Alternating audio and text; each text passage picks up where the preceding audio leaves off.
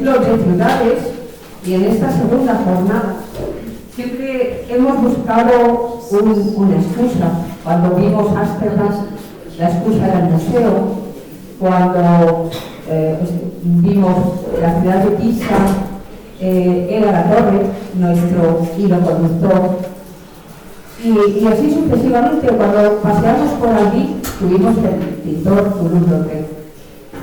Y hoy vamos a romper moldes, porque nuestro hilo conductor va a ser un personaje muy especial, que va a estar, es una mezcla de todo. Es un joven que, gracias a su personalidad, a sus sentimientos, a sus valores espirituales, va a hacer que la ciudad de Asís tenga una personalidad que ya la tenía, pero la conserve a lo largo de muchos siglos.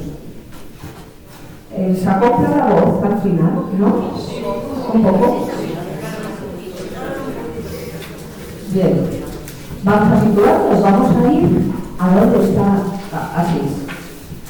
Como ven, nos vamos a mover en la zona de la Umbría. En italiano se dice Umbria, pero nosotros vamos a seguir dentro de nuestro estilo y de nuestro idioma. La zona de la Umbría es una zona también muy bonita, paisajística, a nivel de paisaje. Nos recuerda un poco la zona de la Toscana. Y como ven, Asís está ahí muy cerquita de la ciudad de Perugia, porque ambas ciudades van a intervenir de una manera no positiva, pero para la historia de hoy nos va a venir muy bien un conflicto que va a haber entre las dos ciudades. Recuerden luego, quizás les nombre la palabra, la ciudad de Spoleto, para que sepan que nos vamos a mover en ese entorno. Y yo creo que les voy a animar. Alguien me ha dicho que ha hecho senderismo esta mañana, pues yo les animo a que sigan andando. Vamos a dejar la carretera general y vamos a empezar por este camino que nos va a llevar hacia la ciudad de Asís. La ciudad de Asís, que está en el monte Subasio, que lo ven al fondo. El monte Subasio es especial porque le va a dar la fisonomía, le va a dar el color a la ciudad. Cuando decimos nosotros que nuestros edificios son de piedra en Villamayor, nos vamos a la cantera de Villamayor, y esa cantera ha hecho que Salamanca tenga una arquitectura bellísima y dorada. El monte Subasio tiene una piedra blanca rosácea, y esa es la que ha dado ese color a la ciudad de Asís. Como ven, todo se va a ir relacionando, una cosa con otra. Así que nos ponemos en camino, vamos hacia arriba. Hoy es un rompepiernas, lo van a ver. Todos son cuestas, todos son escaleras, vamos a subir, a bajar, nos vamos a acercar un poquito más. Y ¿saben que a mí me gusta a veces entrar en la tierra y empezar por las raíces? Pues hoy he cambiado. Hoy nos vamos a ir a la zona más alta de la ciudad de Asís, allá arriba. ¿Ven ahí una especie de castillo? Pues hoy empezamos por la parte de arriba. Y estamos en lo que se llama, o llaman los asisianos, Rocca Maggiore. Rocca Maggiore no es más que un castillo que se empezó a construir entre 1173 y 1174. Lo mandó construir Federico Barbarroja. Y allí dejó a un intendente importante en la ciudad. Pero recuerden una cosa, las ciudades que hoy día conforman el país de Italia eran ciudades independientes, eran ciudades autónomas, y los asisianos no querían depender de nadie. Así que este castillo lo destruyeron apenas 20 años después. ¿Y por qué se nos ha conservado? ¿Bien? Un castillo no tiene mayor importancia, simplemente que unos años después, 1367, un español lo manda a reconstruir. Un español que nació en Cuenca y que murió en Viterbo. Un personaje cultísimo, con muchos estudios, que llegó a ser cardenal. Gil Álvarez de Arroz, que fue el fundador de colegio de España en Bolonia. Recuerden, Bolonia, la primera universidad europea. Y el primer colegio fue creado precisamente por este español. Importante porque el colegio de España continúa funcionando. Fue un colegio que él dejó su herencia, toda su riqueza, precisamente para que se construyera este colegio en Bolonia. Y sigue funcionando, para gente que no tuviera recursos para hacer sus doctorados, etc. Pues Salamanca, que también es una de esas 4 o 5 universidades primeras, tuvo un colegio, el colegio chico, el colegio de San Bartolomé, que hoy día es el colegio de Anaya, que va a imitar absolutamente todo el colegio de Bolonia. Con lo cual, fíjense, siempre hay algún resquicio que nos une con nuestra ciudad de Salamanca. Como ven, no tiene más importancia, pero es interesante subir y ver el panorama. Vemos la llanura de la Umbría al fondo y el resto de la fisonomía arquitectónica de la ciudad de Asís. Bajamos por una cuesta. Como ven, todo va a ser cuestas. Todo va a ser cuestas y vamos a parar un momento aquí en la plaza de Santa Clara. Desgraciadamente no nos da tiempo hoy a ver más que lo relacionado con San Francisco. Pero saben que también Santa Clara va a nacer aquí y también va a ser un personaje muy importante. Y de la plaza de Santa Clara vamos al corazón de Asís. Pero, ¿qué les he dicho? Hay que bajar escaleras, hay que bajar rampas, calles. Fíjense que estamos bajando desde Roca Mayor. Y entre unas calles y otras, calles que se bifurcan, que hay que atravesar arcos, que hay que atravesar pequeños túneles, pero ven la esencia y es la piedra del Monte Subasio, es la que está dando esa acogida a todos los que se mueven por la ciudad de Asís. Y ahora sí nos vamos al corazón de la ciudad. El corazón de la ciudad, que hoy día es donde está el ayuntamiento, pero que esta esplanada, fíjense, es una plaza alargada porque es donde estaba el foro romano. Asisium estuvo habitada por los húngaros. Podríamos decir que paralelamente, como la edad del bronce del Cerro San Vicente. Pero claro, en el 296, en una batalla de Sentino, 200 a.C., los romanos vencen e incorporan Asís a su gran imperio. Por lo tanto, desde el siglo III a.C., Asís se convierte en una ciudad romana. Y toda esta zona es el foro. Es decir, la parte baja se puede acceder a través de la crista de San Nicolás y todavía se conserva parte del pavimento de esa foro romano. Pero es muy curioso, porque es una plaza que tampoco está llana, está también expuesta. En Asís yo creo que solo existe llano, los interiores de las iglesias y de las casas. El resto de Asís no tiene apenas metros que sean totalmente llanos. La fuente de los Tres Leones sencillamente se llama así porque se ven bien los colores. De todas formas, también pueden mirar los que están más cerca. Estaríamos a un lado, vamos a hacer un recorrido alrededor de esta gran plaza y frente a la fuente de los Leones que estaría aquí, tenemos el Palacio de los Priores, que se construye en el siglo XIV, es hoy donde está el Ayuntamiento de Salamanca, y he traído esta imagen porque quiero que vean estos detalles. Fíjense, y además, muy curioso, casi todas las casas de la zona más céntrica están a una cierta altura de la entrada, sencillamente porque todos son puestas, y para acceder a los interiores, la gran mayoría de los edificios tienen escaleras, pero tienen escaleras desde el siglo XII y conservan parte de ellas. Fíjense que hoy día que damos tanta importancia a la accesibilidad, esto no importa. Si hay alguien que no puede andar o va en un vehículo como ese, los edificios tienen incorporaciones momentáneas para que esa persona pueda acceder.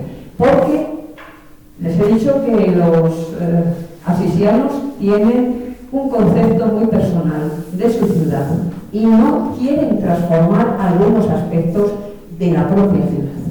Por lo tanto, veremos más calles con esas escaleritas para acceder a las distintas casas. Si miramos hacia abajo, damos la vuelta, bueno, tenemos todavía el ayuntamiento, la fuente de los Tres Leones, miramos hacia abajo, al otro lado de lo que era el foro romano. Tenemos la casa del capitán del pueblo, también de finales del 13, y la torre cívica de 1305. Un edificio del 14, los anteriores eran también del 13, finales, y nos queda un templo de época romana. La fachada del templo de Minerva. Minerva saben que era la diosa de la sabiduría, de las artes, patrona de los artesanos y protectora de Roma. También de aspecto militar, ¿no? El sentido militar. Pues todas esas cosas confluyen hoy día en la ciudad de Asís. Solo faltaba el valor espiritual y lo va a dejar nuestro protagonista de hoy. El templo de Minerva solo se conserva esa fachada, como ven se ha quedado en una especie de atrio y el interior no es más que una iglesia barroca sin más importancia dedicada a la Virgen. Simplemente es para que lo conozcan. Pero, como les dije antes, bajando por la cripta de San Nicolás se pueden observar restos de la época romana. Bien, la ciudad de Asís está amurallada, 5 kilómetros de murallas, 8 puertas, 8 torres, 8 barrios.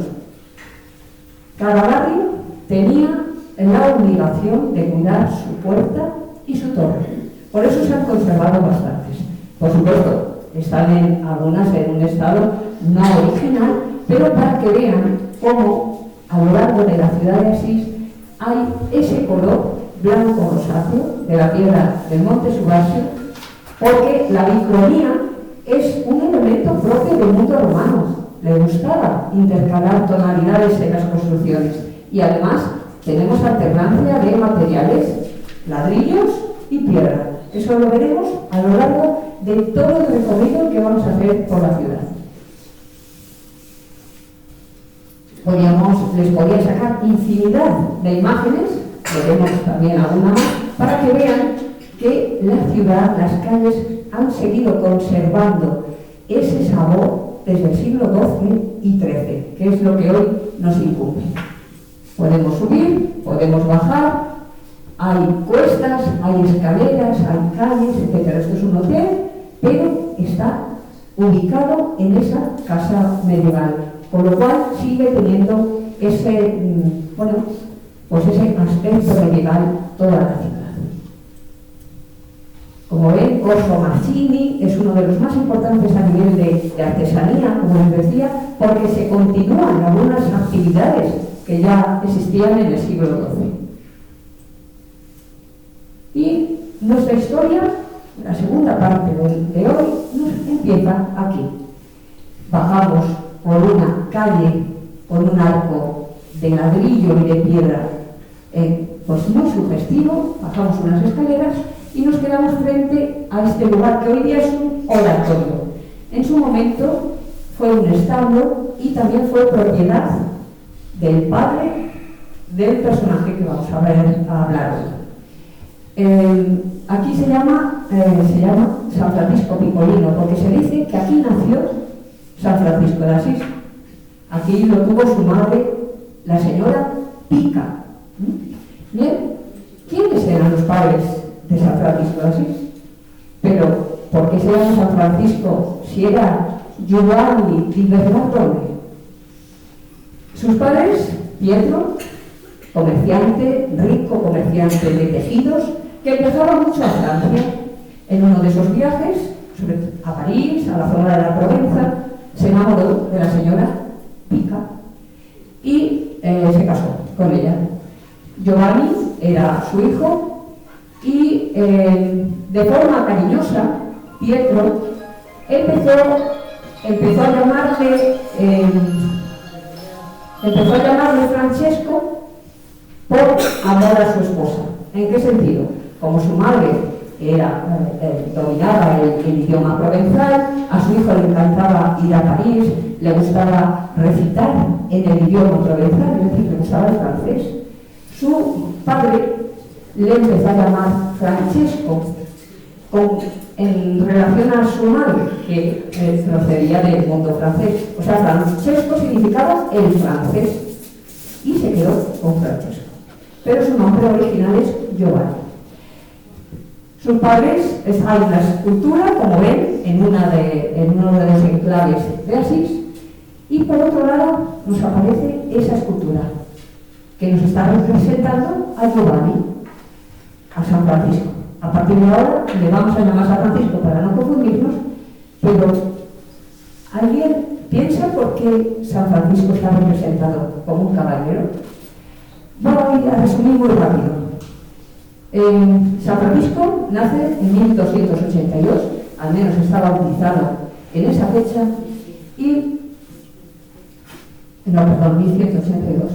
Y bien, es un chico acomodado, muy rico, muy simpático, muy bien educado, ha estudiado latín, ha estudiado matemáticas, ha tenido los mejores educadores, ayuda a su padre a veces a vender y tiene, pues, muchos años, ¿no? Vende muy bien, pero le gusta también la vida del joven, se lleva bien con los amigos, se lleva bien con las mujeres, etc. Y su ideal es ser caballero. ¿Qué ocurre? Que Perugia se enfrenta con Asís y queda Asís durante un tiempo bajo la fuerza de Perugia. Por supuesto, él se va a enfrentar porque es joven y en esa lucha va a ser prisionero del lado de Perugia. Ya durante ese tiempo que fue prisionero, empezaba a pensar cosas, pero bueno, en un cambio de prisioneros, volvió a la ciudad y intentó seguir su vida. Pero empezaba ya de otra manera, ya no tenía tanto entusiasmo. Un amigo suyo, que era un noble pero muy pobre, le dijo que era de otra ciudad, de la ciudad de Puglia, y por qué no iban como caballeros a luchar, porque sabe lo que les decía antes, las ciudades italianas eran independientes. Piensen que Asís se une a la nación italiana, lo que hoy día es Italia, en 1860. Por lo tanto, hasta entonces era ciudad independiente. Y lo que hace es, a su amigo, noble pero pobre, compra las cabalgaduras, compra la caballería, o sea, el armamento, todo, la armadura. Recuerden una cosa, ser caballero no es llevar armadura. Ser caballero es tener caballo y poder mantenerlo. Y van hacia Puglia. ¿Pero qué ocurre? Que en el camino, en Spoleto, como les decía antes, pues cae enfermo y en esas crisis de fiebres tiene una voz que le dice: regresa a tu ciudad y allí te diré lo que tienes que hacer. Por supuesto, era la voz de Dios. Él lo interpretó así y volvió a la ciudad de Asís. Allí ya se mejoró, estuvo muy mal, pudo morir y, dándole vueltas a la cabeza, empezó a cambiar de vida. Ya no le gustaban los lujos, ya no le gustaba esa forma de vida, y empezaba a pensar mucho en los pobres. Así que un día, en torno a 1205-1206, se fue a orar a la ermita, a la iglesia de San Damián, una iglesia que estaba en semi-ruinas, y allí, orando hacia una imagen, ante una imagen parecida a esta, oyó otra voz que le dijo: reconstruye mi iglesia. Claro, como estaba en ruinas, él entendió: voy a reconstruirla. ¿Y qué hizo? Coger cosas, telas de sus padres, venderlas para comprar ladrillos, para comprar material y empezar la restauración de San Damián. Simplemente les comento un detalle de este tipo de Cristo de San Damián. Es un Cristo de tradición bizantina. Recuerden que los Cristos empiezan muy tardíos a aparecer, en el siglo VI o VII. No es una imagen que aparezca desde el principio del cristianismo. Y este Cristo, influencia bizantina y siriaca. ¿Siriaca en qué sentido? Pues sobre todo en el paño de pureza. Hay dos tipos de influencia, siriaca o griega. Cuando un paño de pureza de un Cristo es largo, como este, fíjense que va por detrás incluso de las rodillas, y tiene ese nudo, es influencia siriaca. Si el paño fuera corto y con un nudo más a un lado y distinto, sería influencia griega. Como ven, es una tabla muy bonita, llena de color, llena de personajes. Es un Cristo no sufriente, típico también de esa influencia. Este Cristo está datado en el siglo XII y siempre con 4 clavos. Bien, a partir de aquí, ¿qué hace? Pues que cambia totalmente de vida, le salen muchos episodios, empieza a vender todo de su padre dice que está loco, lo encadena. Una vez que se va de viaje su padre, lo encadena en una torre. Por eso la madre, cuando se va su padre, le suelta las cadenas. Por eso ven que su madre tiene ahí unas cadenas simbólicas, porque gracias a ella lo suelta. Bien, poco a poco piensa que tiene que vivir como un pobre y tiene que dar absolutamente todo a los pobres. Tiene un amigo incluso más rico que él. Había sacado el doctorado en Bolonia en leyes y cánones, Bernardo de Quintavalle. Eran tan amigos que al final Bernardo de Quintavalle se va influenciando por San Francisco y también se convierte. Vende todo lo suyo a los pobres y se va con San Francisco. Por lo tanto, será el primer discípulo de San Francisco. Y en la casa se conservan esas escaleritas a la entrada de la casa, como muchas casas del casco antiguo de Asís. Por lo tanto, estamos en Asís, les invito a descender de la colina y nos vamos a ir a unos 4 kilómetros hacia el sur. Santa María de los Ángeles es una localidad más pequeña que se llama así. Y les invito también a mirar ahí, que ven una pequeña y una gran iglesia, pero se ve a lo lejos, que recibe el mismo nombre de la localidad, Santa María de los Ángeles. Y aquí empieza otra historia. San Francisco va convenciendo a distintos personajes. Fíjense qué curioso, va a empezar una orden con caballeros bastante ricos. Normalmente siempre es al revés. Pues aquí casi todos los amigos de San Francisco, claro, eran de personas muy próximas a él. En ese lugar donde ven esa iglesia, desde el 576 había una pequeña iglesia pequeñita y un monasterio de benedictinos. Los benedictinos tenían allí su monasterio, fueron creciendo y en el momento en que San Francisco ya tiene 11 seguidores, con él 12, las normas establecen que tiene que realizar una serie de reglas y pedir que se las apruebe el obispo y luego el papa. Una vez que les ha aprobado las reglas, porque las reglas que impone San Francisco son durísimas, son de una pobreza extrema. Entonces, no tienen un lugar concreto, la orden de los benedictinos les deja librar esa zona, esa iglesia y el terreno. Pero San Francisco no quiere nada gratis y le propone pagar un alquiler, por ejemplo, darle unos peces varias veces al año. O sea, él nunca acepta ningún regalo. Bien, nos acercamos a Santa María de los Ángeles. Hoy, como ven, es una iglesia que se empieza en época barroca, en 1569. Su arquitecto fue Jan Galeazzo Alessi, pero es una zona de terremotos.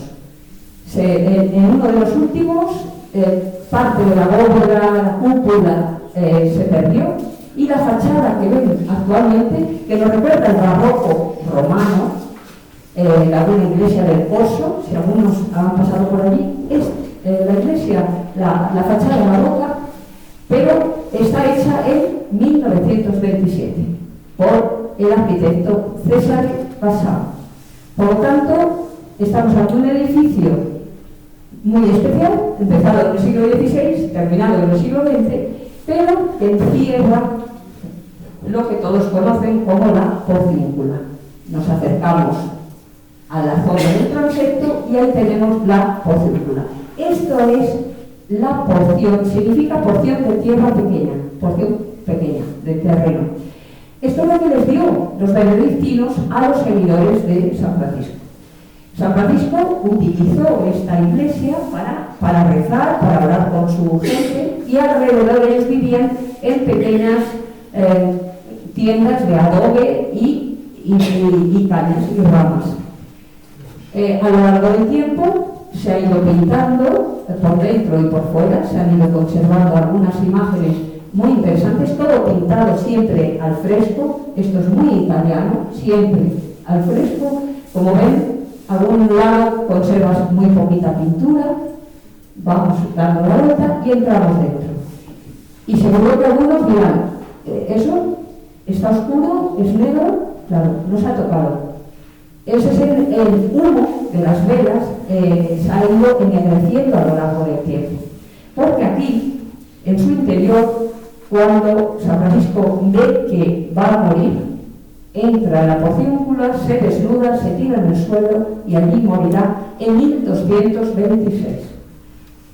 Curioso, 2 años después, justos, el Papa Gregorio IX le proclama santo. 2 años después. Bien, les traigo una imagen de esa anunciación porque me parece que es muy bonita, muy interesante, realizada por Hilario de Viterbo en 1393. Fíjense que es muy delicada, una anunciación muy delicada, ya con un estudio de perspectiva, porque vamos a ver hoy obras del Giotto que no dan con la perspectiva, y obras de Lorenzetti o Simone Martini, etc. Es una anunciación muy bonita, muy sencilla, pero con mucho color. Bien, salimos de la porcíncula porque hemos dicho que San Francisco ha muerto y se ha proclamado santo. Y Gregorio IX, al día siguiente de proclamarle santo, coloca la primera piedra para construir una iglesia y un convento. Bueno, una iglesia, vamos a ver que son 2. Este terreno que ven aquí es el final de la ciudad de Asís, una zona que toda era de desniveles y que había sido donada y cedida por distintos personajes de la ciudad. Por lo tanto, los franciscanos, que a partir de entonces, claro, que son franciscanos, que no quieren lujos, no quieren nada regalado, van a trabajar ellos mismos, los propios franciscanos, y la gente de la ciudad. Luego les diré cómo la iglesia inferior se termina solo en 2 años, por la cantidad de gente que trabajó. Bien, esta zona nadie la quería porque ahí era donde se ejecutaban la gente que era condenada a muerte. Se llamaba un poco el cerro del infierno. A partir de este momento empezó a llamarse Cerro del Paraíso. Así que, si quieren, volvemos a subir, nos vamos acercando. Fíjense que siempre San Francisco y sus discípulos han estado muy unidos a la naturaleza, a los animales, al paisaje, al cielo, a las plantas, y ellos querían tener la parte final, ese mirador que uniera la oración, el trabajo y la naturaleza. Y les invito a meterse aquí, a recorrer este atrio, para que veamos esa línea de fuga tan bonita que se creó hacia el fondo, hacia el horizonte. La bicromía del material, piensen que siempre va a haber ese gusto por combinar colores en los materiales. Abajo había un torrente, por supuesto hoy día ya no tiene agua, el torrente Treccio, y se cree que uno de sus allegados, Frayería, de Bombaroni, es el que diseña esa gran mole. Simplemente todo eso que ven es para allanar el terreno. porque todo esto eran terraplenes. Por lo tanto, parte de estas zonas de abajo no tienen ninguna utilidad, simplemente es para allanar y equilibrar el terreno. Lo que sí hizo Fray Elías es algo muy interesante, y es que en vez de dejar toda esa zona totalmente pues como un gran paredón, lo que ha hecho es jugar con esos arcos ciegos. Como ven, esto no tiene ninguna utilidad. Aquí sí, porque por aquí hay alguna ventana, pero el resto no, para romper esa monotonía y jugar con el claroscuro. Por lo cual esta zona, según el día, según el sol, según las condiciones atmosféricas, pues va teniendo distintos coloritos. Más o menos, esto es lo que diseña Fray Elías, las dos iglesias, planta superior y planta inferior. ¿Por qué? Porque como tenía desniveles, aprovecharon los niveles del terreno en hacer dos iglesias. Y luego el resto del convento, como ven, son varios, está dividido en patios, hay dos patios cuadrados y luego algún pequeño patio aquí. Por lo tanto, una vez que ya estamos establecidos, Gregorio IX ha puesto la primera piedra, empiezan a trabajar. Y vamos a entrar, hay una gran cuesta, para llegar a la iglesia inferior. Por supuesto, se llama la Basílica de San Francisco. Entramos, nos acercamos a la portada. La portada vemos que hay un atrio renacentista sin gran valor, pero lo interesante es justo la puerta. Nos acercamos a la puerta, ven que es una puerta barroca, de dos aperturas, y sobre ella, fíjense, el escultor Pietrasanta, es el ejecutor de esta obra, posiblemente hizo uno de los rosetones más bellos del mundo, dicho por muchísimos historiadores, en especial uno de Venturi, que es uno de los historiadores más importantes italianos. Para él es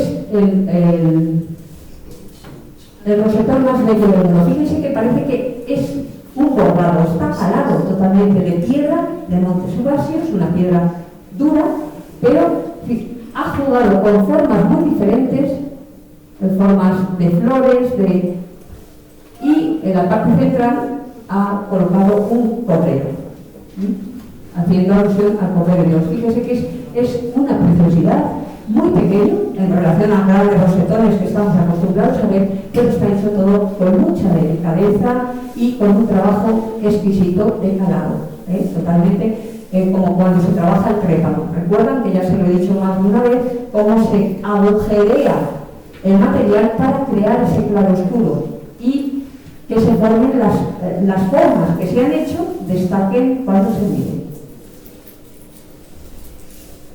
Y nos vamos abajo. Entramos en el interior y la planta es una planta de té, pero doble T. Recuerdan que la Tau es un símbolo del mundo franciscano.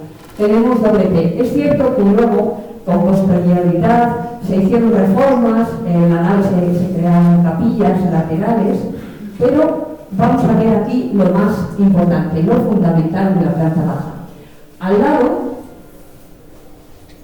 lo más importante, esta es la zona del presbiterio, de la parte más importante.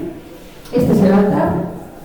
Como ven, absolutamente todo son bóvedas vaídas, significan bóvedas rebajadas, bóvedas bajas, apoyadas, como ven, en columnas también o pilares bajos, todavía llena de pinturas, jugando incluso con todos los elementos arquitectónicos, absolutamente todo de arriba abajo, de pinturas al fresco. Sobre el altar principal, un altar que está, es de mármol, es marmóreo, está realizado por la familia Cosmati. Cosmati le sonará de cosmatesco, que utilizan mosaicos de colores y sobre todo mosaicos dorados, etc. Son 20 columnillas los que sustentan ese altar, luego veremos algún detalle más. Y en la parte superior, si se fijan, aquí, esta bóveda que está justamente encima del altar, está realizada por el Giotto. Y nos representa, porque el Giotto va a trabajar en la en la iglesia de abajo y luego veremos en la de arriba. Está representando las 4 virtudes del mundo franciscano. Por un lado, la castidad, aparece aquí una joven metida en una torre. Por otro lado, la pobreza, San Francisco se está casando con una mujer desnuda y pobre y sin nada, todo simbólico. La obediencia, San Francisco está recibiendo el yugo del Papa, ¿no? de alguien superior a él. Y por último, esa parte de arriba, es San Francisco como triunfo, el triunfo de él mismo, ¿no? del franciscanismo. Como ven, es una maravilla. Han colocado unas luces en el altar y todo ello nos invita a ir mirando parte por parte, no sabes dónde mirar. Como ven, domina mucho el tono dorado, porque es una pintura todavía goticista, con fondos dorados, y ese azul que nos recuerda, ese azul brillante, lapislázuli, que veíamos en las bóvedas de la Catedral de Albi. ¿Recuerdan? Ese azul muy vibrante. Si bajamos unas escaleras, que hay una por cada lado, abajo está la cripta. Se ha aprovechado para hacer un lugar en la cripta donde se conserva, allí al fondo, el sepulcro, los restos de San Francisco. Simplemente porque lo conozcan, pero nada más. Y vamos a hacer un pequeño repaso. Les traigo imágenes, yo creo que de las más, no digo bonitas, pero sí las más impactantes. Simplemente que recuerden, vamos a nombrar a Lorenzetti y a Simone Martini, que son de la Escuela de Siena. ¿Qué características tenía la Escuela de Siena? Muy rápidamente. Son pintores que nos van a representar más luminosos, colores más luminosos, con una pintura más tranquila, menos emocional. Por ejemplo, Giotto va a pintar emociones. Sin embargo, los de la Escuela de Siena no. Y también Cimabue, que fue el maestro, el propio maestro de Giotto, de la Escuela de Florencia. Vamos a ver que hay diferencias entre unos y otros. Y les traigo una de las imágenes que precisamente estaba muy cerquita del presbiterio, que es la Virgen con ángeles, el Niño Jesús y San Francisco. Está hecho por Cimabue.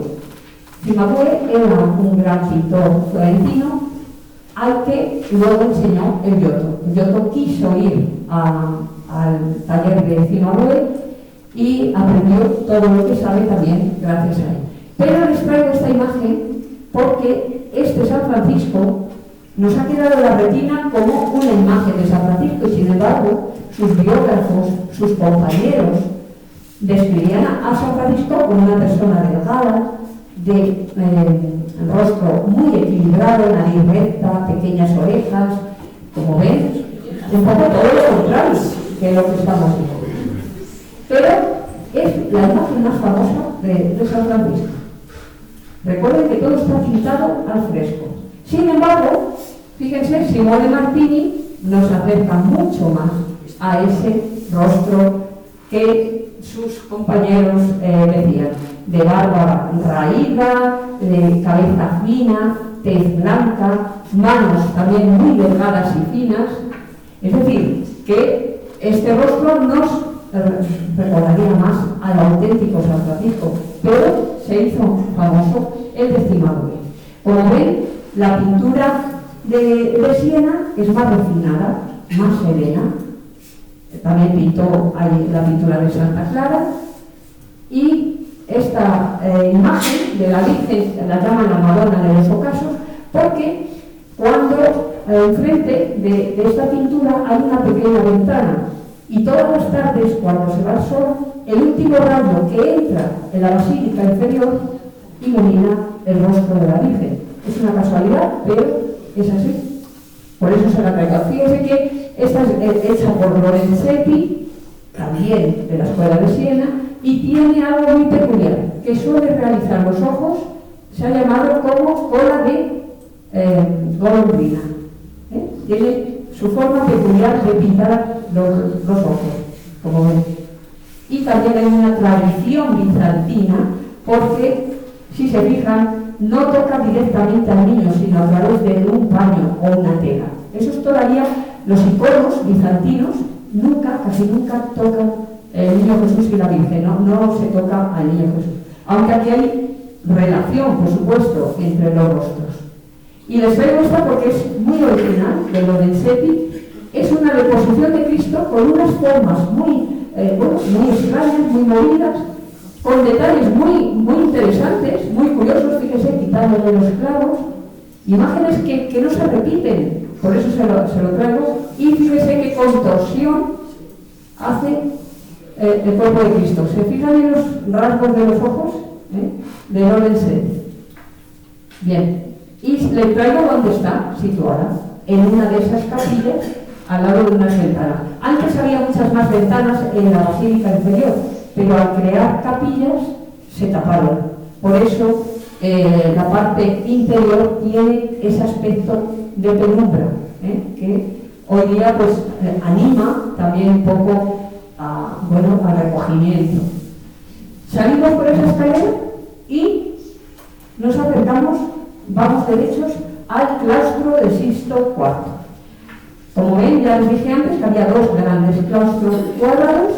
Se sigue la micronía de los materiales y vemos el ábside imponente de la basílica superior. También jugando con los colores blanco y rosado. Así que nos vamos arriba y entramos en la basílica superior. Absolutamente todo, desde el zócalo hasta todo pintado al fresco. Incluso cuando imita formas arquitectónicas, las columnas, los nervios de la bóveda, todo absolutamente está pintado. Nos acercamos un poquito más, o sea, esto sería desde la puerta de entrada hacia el altar y esto sería desde el altar hacia la puerta. ¿Ven que al fondo hay un rosetón? Bien, ese rosetón es la parte de arriba, no tiene mayor importancia, simplemente que sepan que es un gran rosetón, pero nada que ver con lo que hemos visto antes. Rodeado de tetramorfos y nada más.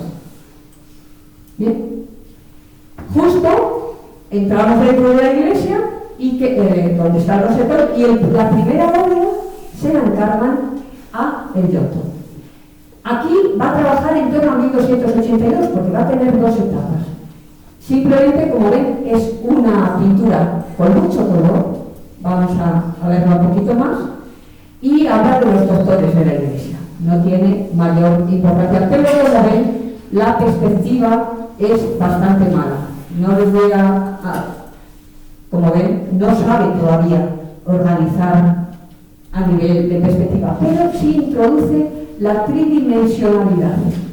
Y, sobre todo, veremos luego cómo va a ir incluyendo una serie de relatos de la vida de San Francisco, porque le encargan en torno a 1197, 1199, que pinte 28 escenas, estas que ven aquí, 28 escenas de la vida de San Francisco.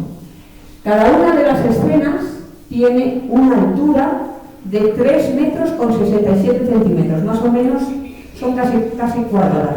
O sea, imagínense la cantidad de metros que pintó el Giotto y su taller, ¿claro?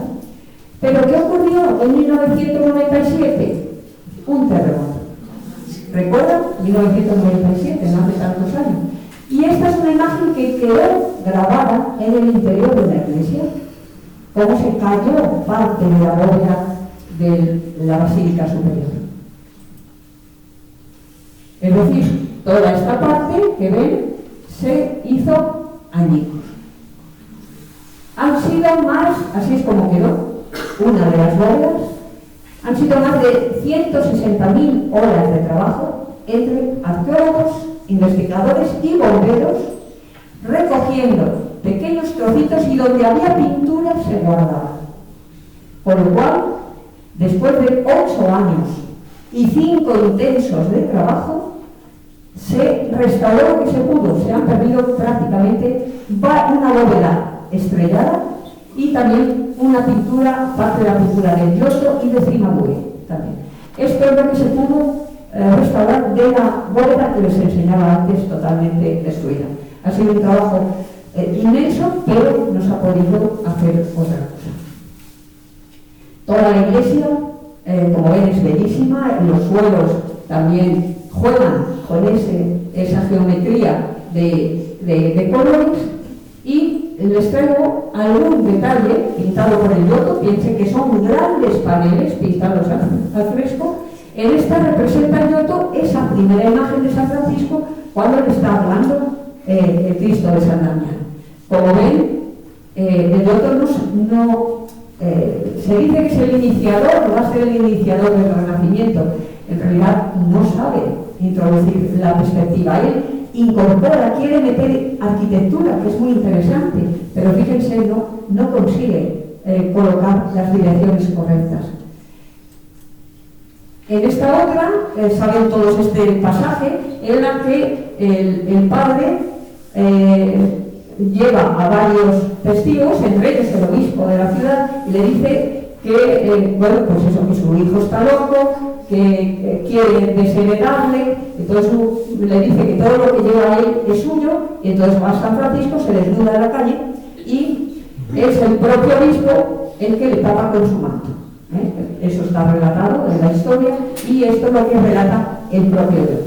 Como ven, incorpora unas arquitecturas muy extrañas, con escaleras, con tapadas, ¿no?, para no mojarse, arquitecturas que no saben todavía enfocar el Giotto.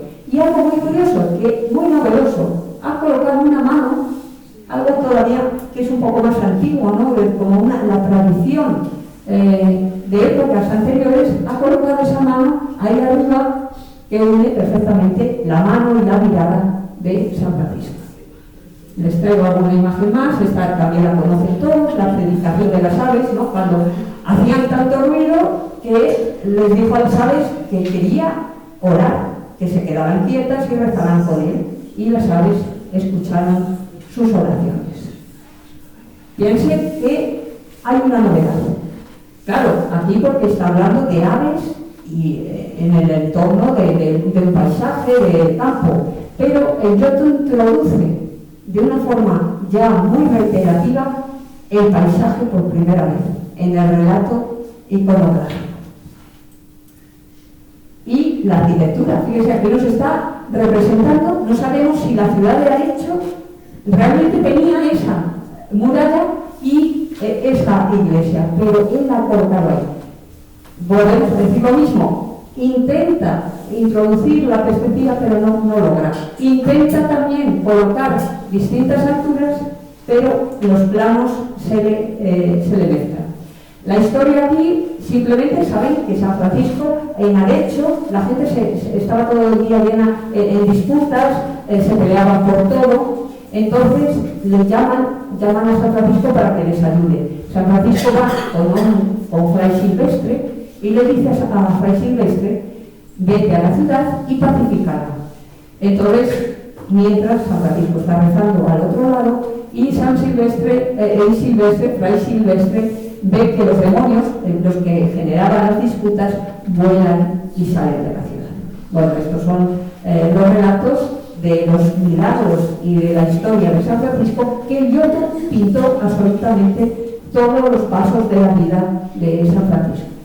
Como ven, es una pintura muy luminosa, muy difícil de pintar en un fresco. Recuerden que los frescos se pinta de yeso y luego se pinta, pero no se termina en un día. Con lo cual, si vuelves al día siguiente, ese color puede que ya no lo logres.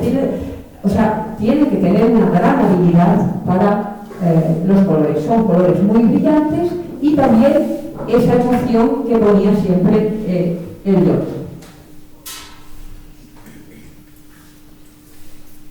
El paisaje, como les decía, nos va introduciendo el paisaje, nos va incorporando esas arquitecturas que luego, siglos después, pues va a dar mucho valor a toda la pintura del Renacimiento. En este otro, simplemente les he traído 4 o 5, es el sueño de Inocencio III. Claro, el Papa pues no duda de algunas cosas que quiere, ¿no?, que quería hacer San Francisco, y en una noche tiene el sueño en que la ciudad, teóricamente está hablando de San Juan de Letrán, que hay alguien que va a sostener la iglesia, claro, de forma simbólica, y ese alguien que arrima el hombro y que sostiene su iglesia, pues reconoce la fisonomía y la vestimenta de San Francisco. Por lo tanto, a partir de ese momento también va a apoyar todo lo que San Francisco le proponía. Como ven, son colores muy bonitos, además es que se han restaurado, no sé si se llega a ver bien ahí también. Se han restaurado hace pocos años, y bueno, pues se ha quitado la suciedad y los colores son muy vivos.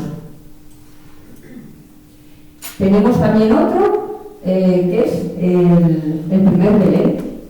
En 1223, es decir, 3 años antes de morir, San Francisco pues ve que la gente en Navidad no toma en serio, no recuerda los episodios exactamente de la Navidad y el simbolismo cristiano, y entonces recurre a rehacer otra vez. Coge un niño, coge un burrito, coge los animales y revive, hace un Belén viviente. Por lo tanto, el origen, en líneas generales, de ese rememorar el Belén viviente, también se le debe a San Francisco de Asís. Y recuerden que luego Nápoles, desde Nápoles, cuando era el rey Carlos III, que era rey de Nápoles, trae a España, recuerdan, esas figuritas que ya desde tradición, desde este momento, se empezaron a construir o a fabricar en distintos lugares de la península italiana. Ven que, por ejemplo, esta cruz, fíjense hacia que la dormida o estos frontones, es decir, el Giotto está investigando, está intentando cuadrar, buscar ese punto de fuga, esa perspectiva. Como ven, cada vez se acerca más, pero en ninguna de sus obras lo consigue. Y esta otra es uno de los habitantes del pueblo de Asís, que ya en vida, por supuesto, consideraban a San Francisco como alguien excepcional. Y cuando lo veía pasar por la ciudad, le ponía su manto. Por lo tanto, ese relato también quedó escrito y el Giotto lo pinta.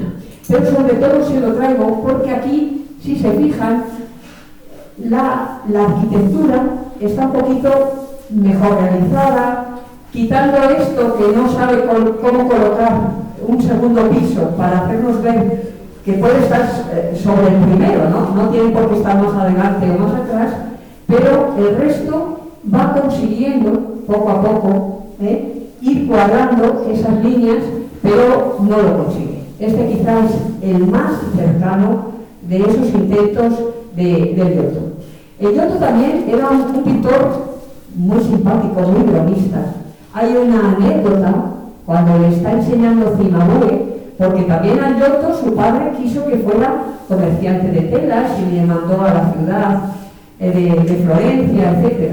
Bueno, pues cuando ya consigue que el padre de Giotto le deje ir al taller de Cimabue a aprender, un día, pintando una Madonna, pintó una mosca en la nariz de esa Madonna y bueno, dejó que Cimabue fuera a ver el cuadro, y Cimabue no hacía más que intentar espantar a la mosca, hasta que el Giotto se echó a reír y claro, pero estaba tan bien hecha y tan bien colocada en la nariz que parecía que la mosca era real, ¿no?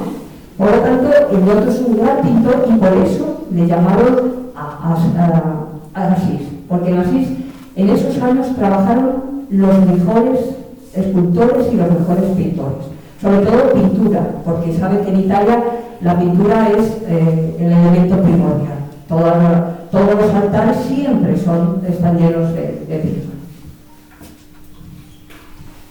Y aquí ven, este es el ábside principal de la basílica de arriba, y aquí, fíjense, esta imagen que acabamos de ver, poniéndole el vecino de Asís el manto para que pase San Francisco, está prácticamente al lado del altar, en una zona principal. Todo absolutamente está lleno de pinturas, hay pinturas que se han ido perdiendo en el tiempo, pero bien, hay también muchas humedades, pero como ven, toda la basílica superior es un compendio de pinturas, una maravilla de colores. Fíjense cómo las aristas de la bóveda, con motivos geométricos o florales, pues dan color a todo el interior.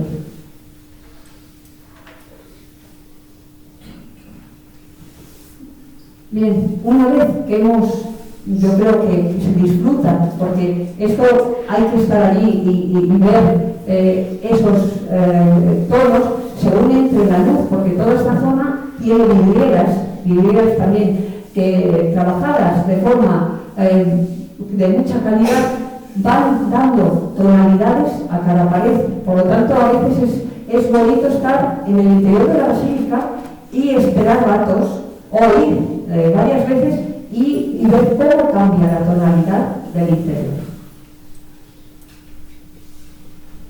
Una vez que hemos disfrutado del interior, salimos de la basílica, esta la parte de arriba, podemos echar una mirada grande a toda la llanura de la Umbría, del fondo, como ven, la escultura que les ponía yo antes de San Francisco, como ven, está ahí, frente a la basílica, aquí. Está la T, que representa el Tau, la T de los franciscanos, y siempre la palabra paz. De nuevo, echamos una mirada hacia arriba, hacia Rocca Maggiore. Les invito a subir por esta cuesta. Total, hemos estado un rato descansados en el interior. Subimos por aquí. Vamos a movernos por estas calles, un momento. Calles con ese sabor medieval impresionante, solo por pasear por sus calles, con esa piedra, con ese gusto. Cualquiera de las calles pues tiene esa peculiaridad y esa tradición medieval, que es que no se ha perdido, es que todos los habitantes han mantenido a lo largo del tiempo. Como ven, el sol se está poniendo, va cambiando esa tonalidad de las fachadas. Ven aquí las escaleras también, es decir, muchas de las casas siguen conservando esas escaleras. Hay veces que cuando dicen, bueno, y si alguien, ¿cómo puede entrar? En algunos lugares tienen unas pequeñas rampas de madera hechas en casa, que se colocan de forma momentánea, si en un momento dado va alguien que va en silla de ruedas o no tiene movilidad para poder subir por la escalera. Como ven, el sol se ha puesto, el sol va a entrar por esos rosetones y por las últimas ventanas que decíamos al principio, y yo creo que Asís ha sabido aunar tradición, como ven, historia, política, una ciudad independiente, esos valores cristianos que dejó San Francisco con una gran fuerza y que han sabido conservar. Por supuesto, hoy día es una ciudad turística, es ciudad patrimonio de la humanidad desde el año 2000, la ciudad y la basílica, pero sobre todo lo importante es que los asisianos aman su ciudad, valoran cada uno de esos rincones que hemos visto hoy, y yo creo que es un lugar para poder disfrutar al menos un día en la vida de cada uno de nosotros. Si hay alguna pregunta o quieren comentar algo, es su turno.